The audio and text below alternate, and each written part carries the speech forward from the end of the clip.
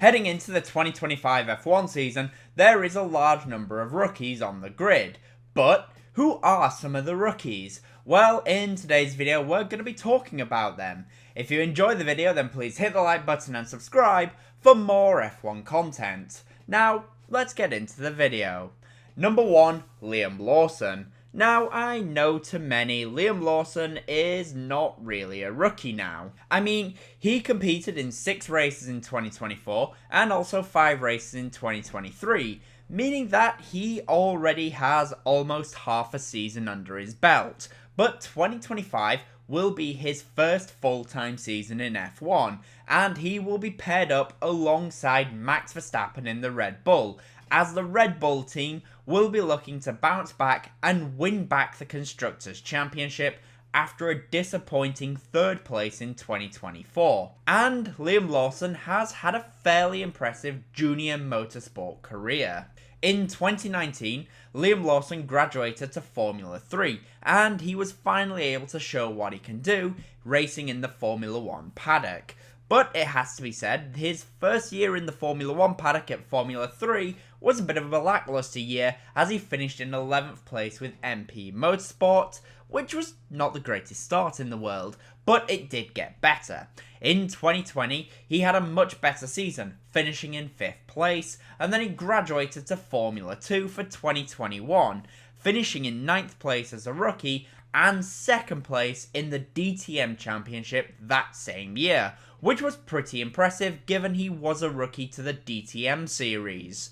In 2022, Lawson finished a very impressive 3rd place in the F2 Championship, and after that he was off to Japan to compete in the Super Formula, which to many is actually considered better preparation for F1 than F2, thanks to how F2 is these days. During his rookie season in Super Formula, he finished just 8 points off of winning the championship and finished in 2nd place. During 2023 as well, he replaced Daniel Ricciardo for a few races after Ricciardo broke his hand during practice for the Dutch Grand Prix. Then in 2024, he replaced Daniel Ricciardo again, but this time permanently, after VCARB decided that it was not working out for the Aussie driver. And now in 2025, he will be partnering Max Verstappen in the main Red Bull team, which will see him race under the most incredible amount of pressure. Red Bull want both championships, and they have taken a risk. Will it pay off? Only time will tell. But Liam's aggressive style so far has gained praise within the Red Bull family, which should be a positive for him going into this season. Number 2, Gabriel Bortoleto. The next rookie joining the grid in 2025 is a driver who has been on fire the last couple of years. Bortoleto became a McLaren development driver after winning the Formula 3 championship in 2023. Winning the championship was a very impressive feat, especially as the Brazilian driver was just a rookie that year. So, after winning the F3 championship, the next step for 2024 was heading up to F2, especially with backing from McLaren, and now he was racing for the Invicta Racing team. But surely he wouldn't go back-to-back winning championships as a rookie, would he?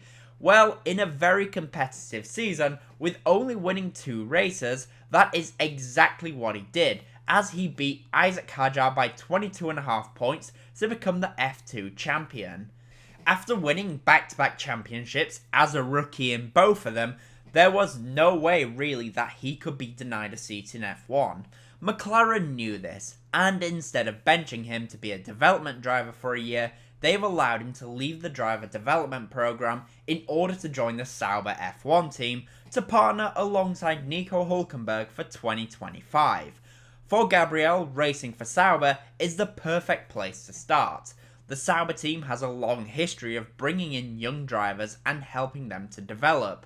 Alongside this, the pressure on his shoulders will not likely be as great as it will be for other rookies, as the Sauber team is not likely to be competing very often for points, and definitely will not be competing for the championship. This means Bortoleto has time to learn, and with Nico Hülkenberg being his teammate, then he has a great driver to be his teammate to help him learn the ropes of racing in Formula 1 to develop as a better driver, and we could see Bortoleto in Formula 1 for a good few seasons. Number 3, Jack Doohan. The Aussie driver will be joining the grid for the Alpine team after spending most of 2024 being a reserve driver in the team. He did at least get the opportunity to race in Abu Dhabi after they replaced Esteban Ocon for the final race.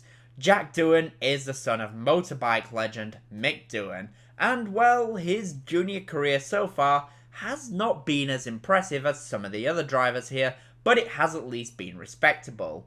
In 2021, he finished in second place in the F3 Championship after being beaten by Dennis Hauger. After this, Jack then spent 2 seasons in F2, finishing in 6th place in 2022 and then 3rd place in 2023 as he was beaten by Fred Vesti and F2 champion that year Théo Pourchaire. As I said, Doohan will be racing for the Alpine team, and sadly I think he is the driver who is most at risk of not completing the season. He will be in a fierce battle for 5th in the Constructors' Championship, as Alpine will be battling Aston Martin, VCARB and Haas for the position, and there is already talks that Flavio Briatore is looking for other options to partner Pierre Gasly. There are 2 names being floated around. The first one is Franco Colapinto after his stint with Williams in 2024, but the other name is the new Alpine reserve driver Paul Aron, and with the new Alpine team principal having a close relationship with Aron, then Jack will immediately have to perform and be close to Gasly in terms of performance if he wants to see out the season, because I do think Paul Aron has a good chance of taking his place. I just want to say, if you are enjoying the video so far, then I would really appreciate it if you hit the like button and subscribe for more F1 content. But now, let's get back to the video. Number 4, Isack Hadjar. Isack Hadjar then is the latest rookie to be joining the grid in 2025, as he has replaced Liam Lawson in the second VCARB seat and will be partnering Yuki Tsunoda, and Hadjar has earned this seat on the back of a very impressive F2 campaign in 2024. He did finish in second place behind Bortoleto, however it was a year filled with Mechachrome related issues, as he had engine issues, which typically did cost him dearly when he was towards the front of the field. Alongside his second place in F2, Hadjar also had a 4th place in F3 in 2022. For Hadjar then, this will be a test for him. I have a feeling that Tsunoda will be leaving VCARB at the end of 2025, after he lost out on the chance of racing at Red Bull, which means that this year is Isack's shot to prove to the team that he can potentially lead the VCARB team going forward. Or, if Liam Lawson does struggle, then this will be a test to see if he can move up to the main Red Bull team to then partner Max Verstappen in 2026. I think, in general, Hadjar is one of the safer bets for being a rookie who will see out the entire season, because, well, VCARB can't really afford to get rid of Hadjar, and, well, neither can Red Bull. Number 5, Oliver Bearman. Yep, number 5 on the list is the Ferrari development driver Ollie Bearman, who will be racing in the Haas team alongside Esteban Ocon. And Ollie has had a few impressive outings in 2024 when we got to see him race for Ferrari at Saudi Arabia, where he scored points, and then scored points again at Baku, this time racing for Haas. In Brazil, in the tricky wet conditions, we did see a few errors from him, but let's be honest, what he did show was still very impressive, and well, we saw errors from a heck of a lot of drivers that weekend. Now, I know what some of you might be thinking, that is his F2 season in 2024 was not that impressive, so what is the hype around him? But remember, in F2, it has been a bit of a lottery at the moment, and the cars are very much not equal. When the Prima was working though, Ollie Bearman did manage 3 race wins, which is more than the champion managed that same year. In 2025, I can see Ferrari working very closely with Bearman and Haas to ensure that he learns the ropes smoothly to potentially prepare for moving up the grid as he gains more experience. With Ocon as a teammate, Ollie will have a good benchmark in terms of talent. He just has to be a bit careful when racing Ocon, as he can be a bit aggressive when it comes to his teammates. And number 6, Kimi Antonelli. Last but no means least is Kimi Antonelli, who will be stepping up to the Mercedes team to replace the most successful F1 driver of all time, Lewis Hamilton. How is that for pressure from the start? Kimi Antonelli will be racing for the Silver Arrows as they look to try and find a way to get themselves back into the top 3 in the Constructors' Championship and once again be the fastest Mercedes-powered car.